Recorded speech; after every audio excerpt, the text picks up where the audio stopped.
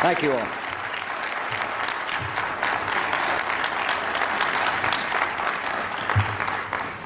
Thank you, darling. Laura's been very much engaged in this museum for a long time. She sits on the board, and we're honored to be here. My first reaction is, I hope all our fellow citizens come and look at this place. It is fabulous.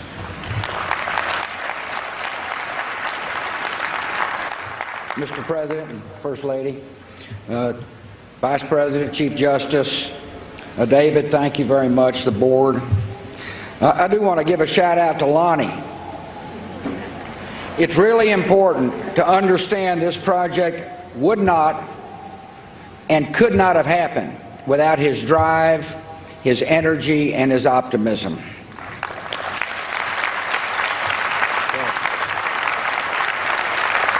As Laura mentioned, 15 years ago, members from both parties, Congressman John Lewis and Sam Brownback, then Senator from Kansas, informed me that they were about to introduce legislation creating a new museum to share the stories and celebrate the achievements of African Americans. You know, it'd be fair to say that the Congress and I did not always see eye to eye, if you know what I mean, Mr. President. But this is one issue where we strongly agreed. I was honored to sign the bill authorizing the construction of this national treasure. And I'm pleased it now stands where it has always belonged, on the National Mall.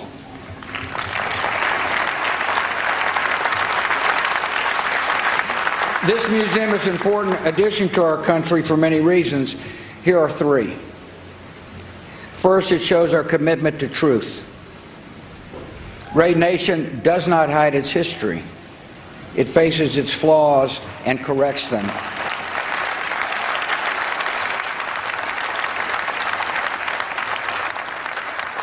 This museum tells the truth that a country founded on the promise of liberty held millions in chains, that the price of our union was America's original sin. From the beginning, some spoke the truth. John Adams, who called slavery an evil of colossal magnitude. Their voices were not heeded and often not heard, but they were always known to a power greater than any on earth, one who loves his children and meant them to be free. Second, this museum shows America's capacity to change. For centuries, slavery and segregation seemed permanent parts of our national life, but not to Nat Turner or Frederick Douglass, Harriet Tubman, Rosa Parks, or Martin Luther King, Jr.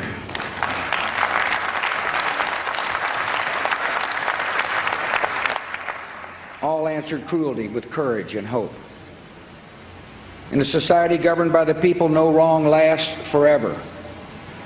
After struggle and sacrifice, the American people, acting through the most democratic of means, amended the Constitution that originally treated slaves as 3/5 of a person to guarantee equal protection of the laws. After a decade of struggle, Civil Rights Acts and Voting Rights Acts were finally enacted. Even today, the journey toward justice is still not complete, but this museum will inspire us to go farther and get there faster. And finally, the museum showcases the talent of some of our finest Americans. The galleries celebrate not only African American equality, but African American greatness. I can't help but note that I cannot help but note that a huge influence in my teenage years is honored here, the great Chuck Berry.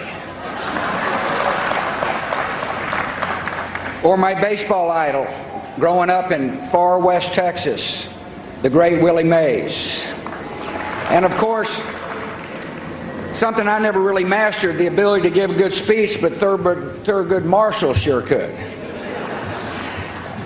As some of you may know, I'm a fledgling painter, a struggling artist. I have a new appreciation for the artists whose brilliant works are displayed here, people like Robert Duncanson, Henry Oswald Tanner, Charles Henry Alston.